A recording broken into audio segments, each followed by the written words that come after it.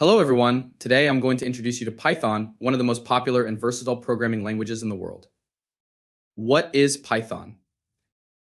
Python is an interpreted, high-level, and general-purpose programming language. It's known for its simplicity and readability, making it a great choice for beginners and experts alike. Why Python?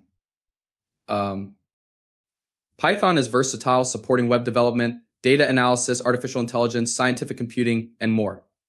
Its syntax is clear and it has a massive community and rich libraries. Python in use. Python powers many of today's popular applications. For instance, Instagram and Pinterest use Python for their web backends.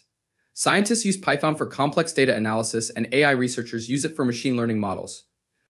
Learning Python. Python has a gentle learning curve. It's readable and uses English-like syntax, which makes it accessible to newcomers. Plus, there's a huge community ready to help. Getting started with Python. Getting started with Python is easy. You can download it from python.org and find numerous free resources online to learn it, such as tutorials, videos, and documentation.